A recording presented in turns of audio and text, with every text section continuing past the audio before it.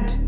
I do not think I can continue this. Aisha stood at the center of a dusty village square, her long white dress flowing behind her like a river. In her hands, she held a thick, rough rope. At the other end of the rope, 4 men, their faces strained with effort, were dragging behind her, their eyes wide with fear and confusion. Their chests heaved as they tried to keep pace with her, but their legs wobbled and stumbled, as if something unseen was pulling them down. Aisha walked forward, her expression cold and distant, as if she didn't even notice the men struggling behind her. The village people watched in silence, their eyes full of fear. No one dared to move, no one dared to speak. Suddenly, one of the men stumbled, his knees hitting the ground. "Please stop. I'm very tired. I do not think I can continue like this," he gasped, his voice cracking with pain. But Aisha didn't stop. She kept walking, her grip on the rope tightening. Another man collapsed, unable to continue. His face turned pale as his body crumbled into the dirt. The other 2 men pulled harder, trying to keep up, but they too began to falter. In the distance, a crow cawed loudly, its black wings flapping as it circled overhead. Aisha's face remained emotionless. She was leading them towards something dark and terrible. But then, the sky turned red, the ground began to shake beneath her feet. The world around her seemed to blur, and suddenly, Aisha was falling. She couldn't breathe, everything became black. Aisha jolted awake, her heart pounding in her chest. Her hands shook as she reached out to touch the edge of her bed. It was just a dream, a terrible, horrible dream. But why did it feel so real? She sat up, breathing heavily, her mind racing. The image of the men, the way they looked at her, the way they fell behind her, haunted her thought. She could still feel the rope in her hands, tight and heavy. Aisha rubbed her eyes, trying to shake off the fear. It was early morning, and the first rays of sunlight were peeking through the curtains of her small bedroom. Everything seemed normal. She was safe, she was in her home, and the village was far behind her. But as she looked out the window, she couldn't help but feel a deep sense of unease. Her phone buzzed on the side of the bed, pulling her attention away. It was a message from Toby, the man she had been seeing for a few months now. His words were simple. "Good morning, beautiful. Are we still on for dinner tonight?"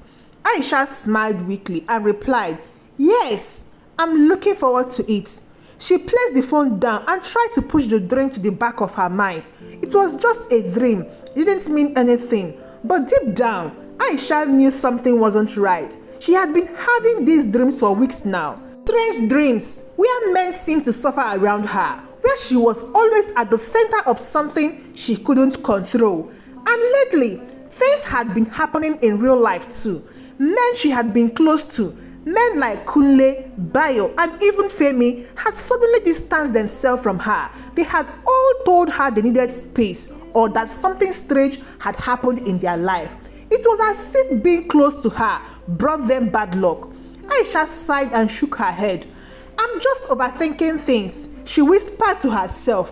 But deep down, she couldn't shake the feeling that something was terribly wrong. That evening, Aisha stood in front of the mirror, smoothing down her dress. It was a simple outfit, but she still felt nervous. She hadn't been out with Toby in a while, and tonight was special. He had been talking about something important he wanted to share, and she had a feeling he was going to ask her to take their relationship to the next level. As she applied her lipstick, her mind wandered back to the dream, the rope, the men, the fear in their eyes. Aisha shook her head again. "It's just a dream," she whispered to herself. "Get a grip of yourself." The evening air was cool. As she walked out to meet Toby, they had planned to have dinner at a small restaurant in the city, away from the quietness of the suburb where she lived.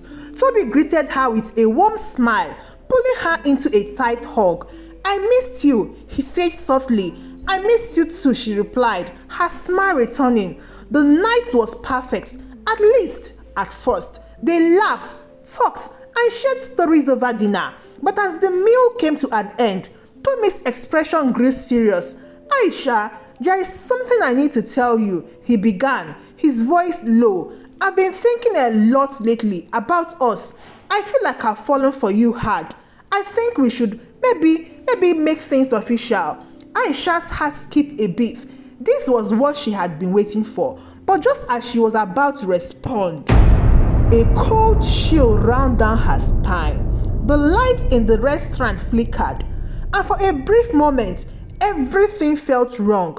The air felt heavy, and Aisha's breath caught in her throat. She stared at Toby, who suddenly looked pale. Are you okay? She asked, her voice shaking. Toby blinked, confused. Yeah, I'm fine. Why? Aisha glanced around the restaurant. Everything seemed normal again. The light had stopped flickering, and the noise of people chatting and eating filled the room. Never mind, she whispered, trying to brush it off. I'm just being silly. But the unease feeling in her chest didn't go away. Over the next few days, Aisha couldn't shake the feeling that something was following her. Everywhere she went, she felt like she was being watched. She started having nightmares again, this time more vivid and terrifying than ever. In each dream, she saw the men she had once been close to, Kunle, Bayo, Femi, and now Toby, all strapped in the same place. They were bounded by ropes, just like in her first dream, and they were crying out for help. But no matter how hard Aisha had tried to save them, she couldn't.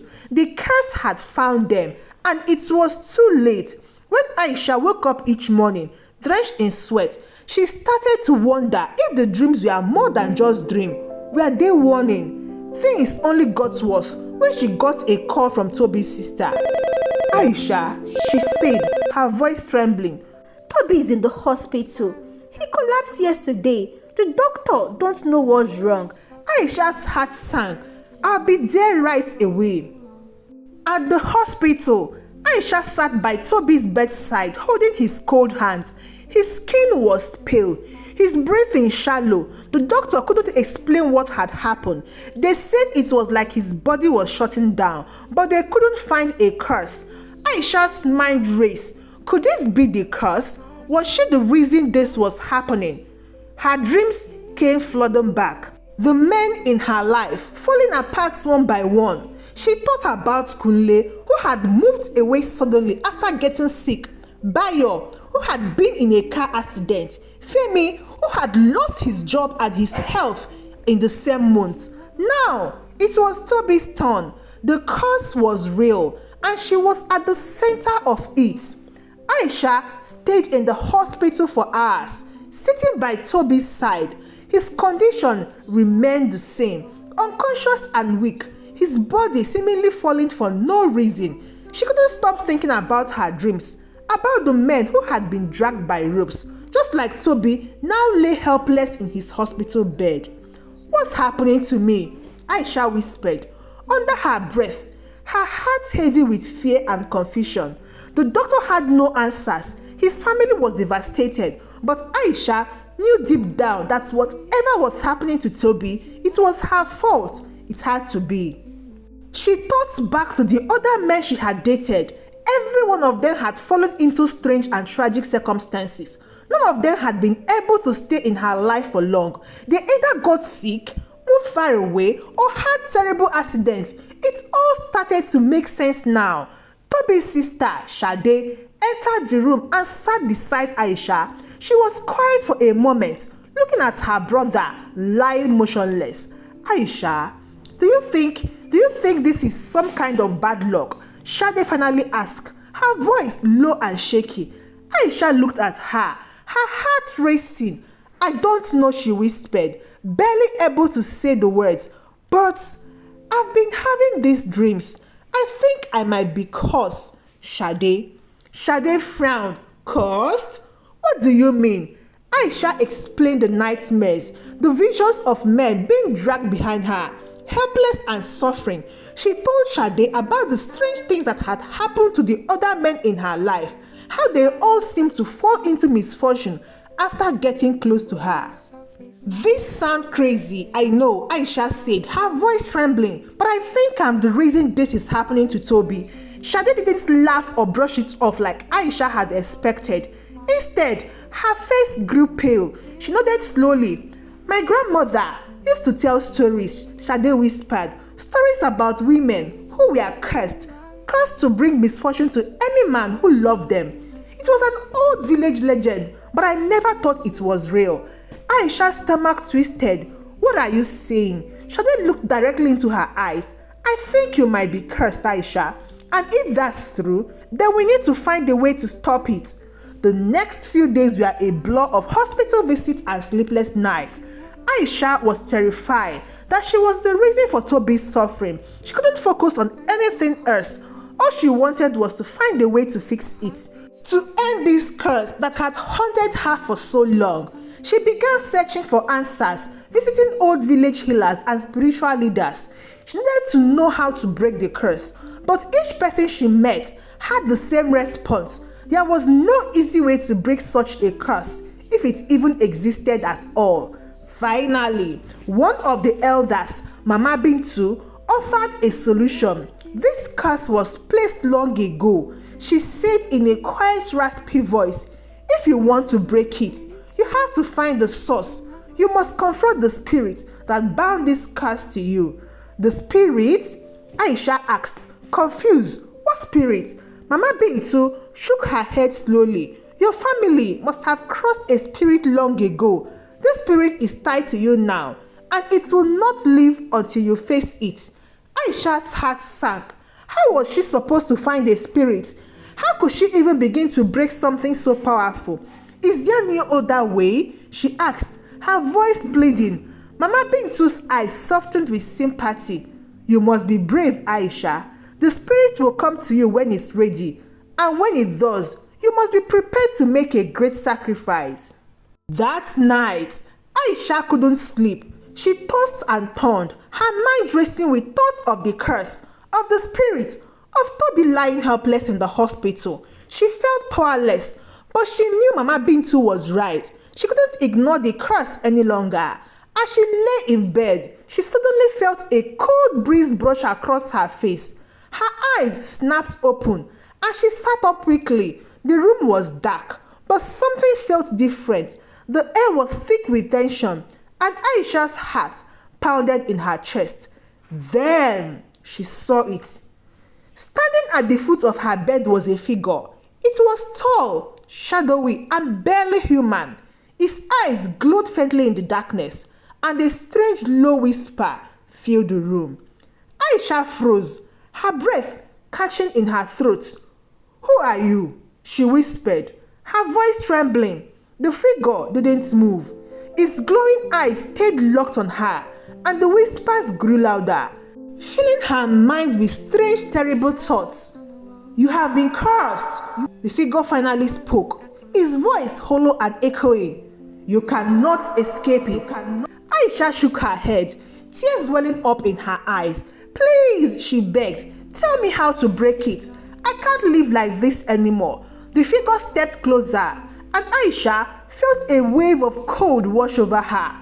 There is only one way to break the curse, he said slowly. A sacrifice must be made. Aisha's heart sank. What kind of sacrifice? The figure didn't answer. Instead, it reached out its hands, pointing towards her chest. You will know when the time comes. It whispered, but be warned.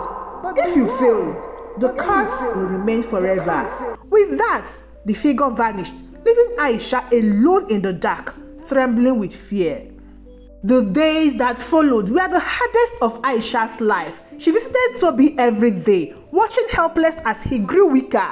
She could feel the curse tightening its grip on him, pulling him closer to death with each passing moment. Aisha knew what she had to do. The spirit had told her that a sacrifice was needed, but she still didn't know what that meant. She feared it might mean giving up Toby, or worse, giving up her own life. Then, one evening, As she sat by Toby's bedside, she felt it, the cold breeze, the presence of the spirit. It was here, in the room with them. Aisha stood up, her heart racing. "I'm ready," she whispered, though her voice shook with fear. The spirit appeared once more, standing at the foot of Toby's bed. Its glowing eyes locked onto Aisha, and it whispered, "The time has come." Aisha clenched her fist, trying to gather her courage. "What do I have to do?" The spirit raised its hand, pointing to Toby. "His life must be given," it whispered. "Only his death will end the curse." Aisha's eyes filled with tears. She couldn't do it. She couldn't let Toby die. But if she didn't make the sacrifice, the curse will continue, and more men will suffer because of her. With a deep breath, she stepped forward, ready to give up everything. "I will do it," she whispered. "Take me instead. Let him live, and take my life in exchange." The spirit paused, his glowing eyes narrowing. "You would give your own life to save him?" "Yes," Aisha said, her voice stronger now.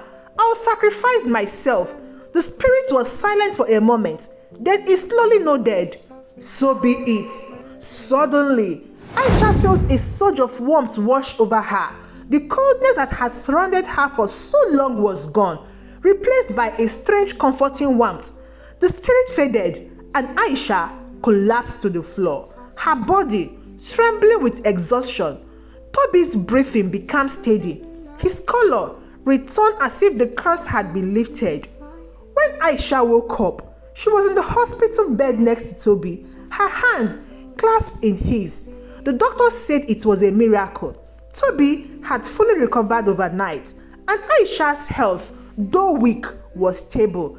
As she looked into Toby's eyes, she felt a sense of peace she hadn't known in years. The curse was broken. The spirit had taken its hold of her, and she was finally free. But Aisha couldn't forget the cost. She had been willing to give up her life to save him. And though the spirit had spared her, the burden of that decision weighed heavily in her heart. The car ride home was quiet, the weight of everything Aisha had experienced sitting heavily on her chest. Toby sat behind her, his hand resting gently on hers. He looked at her with a grateful smile, his eyes full of warmth. He had no idea what she had gone through, what she had been ready to give up to save him. "Thank you for staying by my side," Toby said softly. "I don't know what I would have done without you." Aisha nodded, her throat tight with emotions. She wanted to tell him everything. She wanted to explain the nightmares, the curse, the spirits, and the sacrifice she had been prepared to make. But how could she? How could she burden him with something so dark, so unbelievable? Instead, she squeezed his hand and forced a smile. "I will always be here for you, Toby," she whispered. They arrived at Aisha's apartment just as the sun began to set. The golden light cast a soft glow over the street, making everything seem peaceful.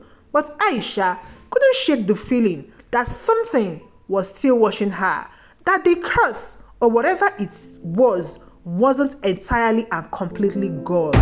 She shook her head, pushing the thoughts away. The spirit had agreed. The curse had been lifted. It was over, or so she hoped. Weeks passed, and life slowly returned to normal. Toby had fully recovered, and their relationship blossomed. Aisha found herself smiling more often, laughing with Toby, and feeling a sense of happiness she hadn't known in a long time. But every now and then, in the quiet moments, Aisha would think back to that night, the night she faced the spirit, the night she offered her life to save Toby's. She wondered if she had truly broken the curse, or if it was simply waiting, lurking in the shadows, waiting for the right moment to return. Aisha stood by the window one evening, watching the stars twinkle in the night. Toby was in the other room, cooking dinner and humming softly to himself. Everything seemed perfect, but deep down, Aisha knew that perfection was fragile. She had learned a hard lesson. Love comes with risk. Sometimes, those risks are beyond our control, and sometimes, Love means being willing to give up everything, even your own life, to save someone else. Aisha's story is more than just a tale of a curse. It's a story of love, sacrifice, and the power of faith. It leaves us with an important question. How far would you go to protect the ones you love? Would you sacrifice your life for them, even if it means facing something dark and terrible? Do you believe in fate, or do you think we control our own destiny? Let us know what you think in the comment section below. And if you enjoyed this story, please subscribe to our channel for more powerful tales that challenge the way we think about love, life, and everything in between. Thank you for being a part of this journey with us. Till I see you again in my next story. Goodbye.